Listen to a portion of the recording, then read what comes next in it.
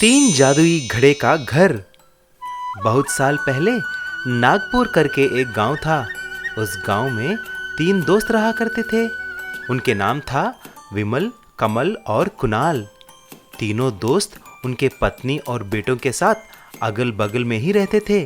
कोई भी त्योहार या पार्टी मिलके मनाते थे, खुश रहते थे।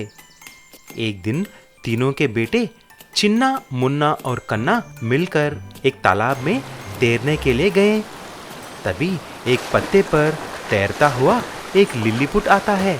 उस लिलीपुट को एक बड़ा मछली पीछा कर रही थी। तभी वह लिलीपुट चिल्लाने लगा, अरे कोई बचाइए, बचाइए, मुझे एक मछली खाने के लिए पीछा कर रही है, दया करके बचाइए। उस लिलीपुट को देखते ही तीनों मित्र चौंक जाते हैं। तीनों मिलकर उस छोटे से लिलीपुट को पानी से उठाकर बाहर लाते हैं। आपका बहुत बहुत धन्यवाद, शुक्रिया। आपने मुझे उस मछली से बचाया है। मैं एक जादुई लिलीपुट के राज्य से हूँ। आप तीनों को मैं मेरी जादुई शक्तियों से 3 जादुई घड़े देता हूँ। आप इन्हें ले जाकर आपके घर के सामने रखना, फिर देखिए कमाल। ऐसा ही चिन्ना, मुन्ना और कन्ना उन तीनों घड़ों को ले जाकर अपने अपने घरों के सामने नीचे रखते हैं। तभी चिन्ना का घड़ा एक बड़ा मनी पॉट हाउस में बदल जाती है और उस घड़े में से पैसा निकलने लगता है। मुन्ना का घड़ा एक बड़ा गोल्डन पॉट में बदल जाती है और कन्ना का घड़ा एक बड़ा हीरे की घड़े में बदल जाती है। उन तीनों के घरों से पैसा, सोना और हीरा निकलने लगते हैं। तभी विमल, कमल और कुणाल भी वहां पर आ जाते हैं। आश्चर्य होकर अपने अपने घरों के अंदर जाते हैं। अरे वाह, मेरा तो पैसों का घर है, लेकिन कमल का सोने का पॉट हाउस है और कुणाल का तो हीरों का पॉट हाउस है। मैं उनके घरों को तोड़कर मैं ही सबसे अमीर बन जाऊंगा। मुझे सोने का पॉट हाउस मिला है, लेकिन कुणाल का तो हीरों का घर है। मैं विमल का और कुणाल का घर तोड़कर मैं अमीर बन जाऊंगा।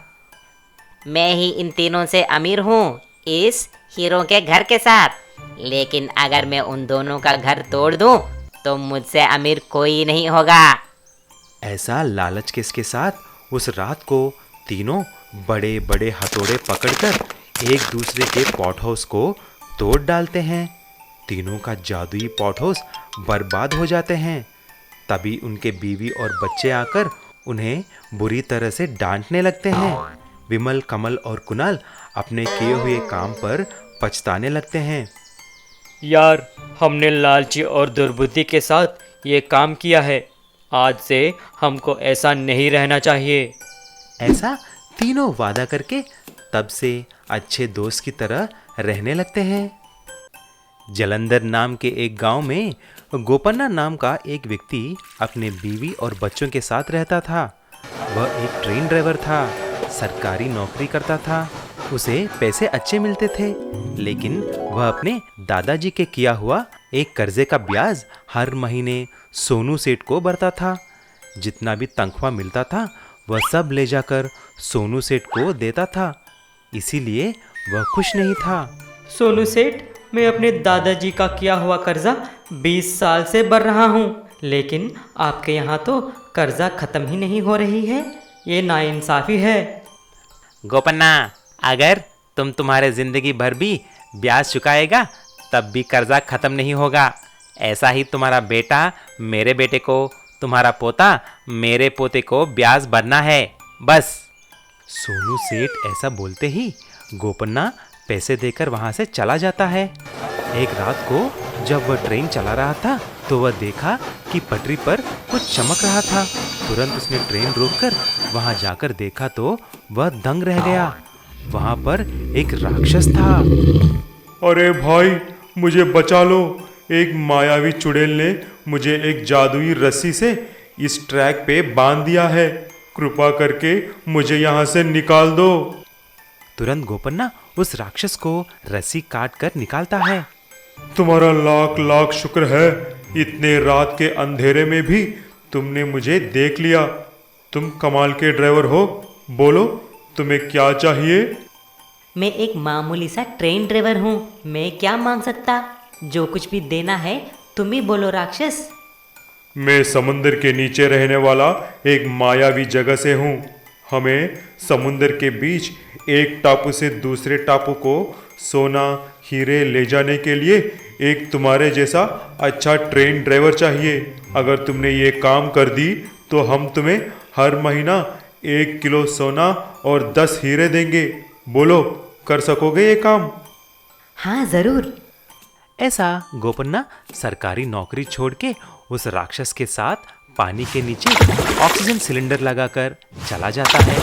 वहां पर एक बड़ा पैसों का ट्रेन देखता है। उसमें सोना, चांदी और हीरे भर भर के थे। गोपन्ना, अभी तुम इस पैसों के ट्रेन को दूसरे टापू में जाकर छोड़ना है। वहां पर एक और राक्षस को तुम्हें ये सारा सोना और हीरा देने हैं। ठीक ऐसा ही गोपन्ना पानी के नीचे उस मनी ट्रेन को चलाकर सुरक्षित सोना को दूसरे टापू तक पहुंचाता है।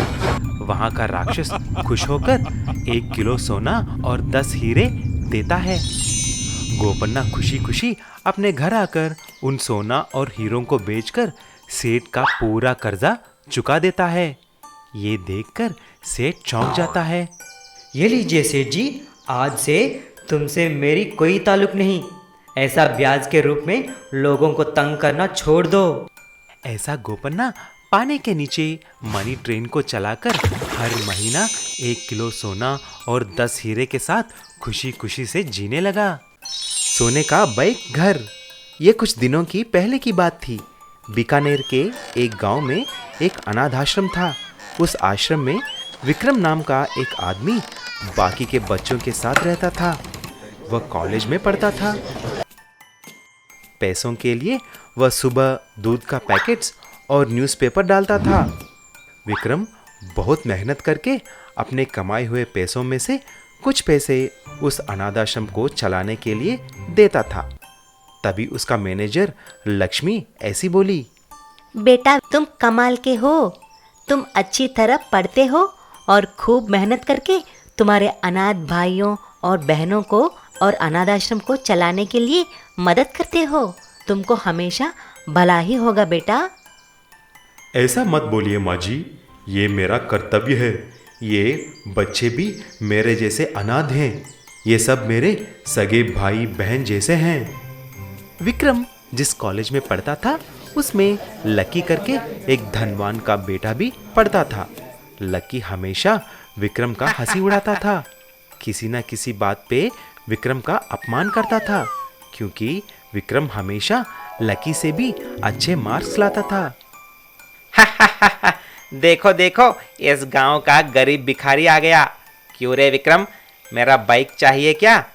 गांव में एक राउंड घुमा कर लाओ। ओहो, मैं भूल ही गया रे, तुमको बाइक चलाना भी नहीं आता ना। बेचारा विक्रम कुछ कह नहीं पाता था। कॉलेज में सारे दोस्त उसे देखकर हंसने लगे। एक दिन जब लकी उसके बाइक पे कहीं जा रहा था, तभी उसने विक्रम को कुछ लॉटरी की टिकट बेचते हुए देखता है। ये कौन सी नया जॉब है रे? अब क्या बेच रहे हो? लकी, ये एक लॉटरी के टिकट है।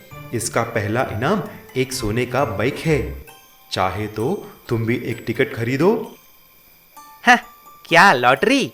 ये सब तुम्हारे जैसे गरीबों के लिए है। चल हटो मेरे रास्ते से। उस तरह लकी वहां से चला जाता है। जब शाम को विक्रम अपने सेठ को टिकट के बिक्री के पैसे दिया, तभी सेठ ने विक्रम को उसका पैसा देकर मुफ्त में एक लॉटरी की टिकट भी देता है।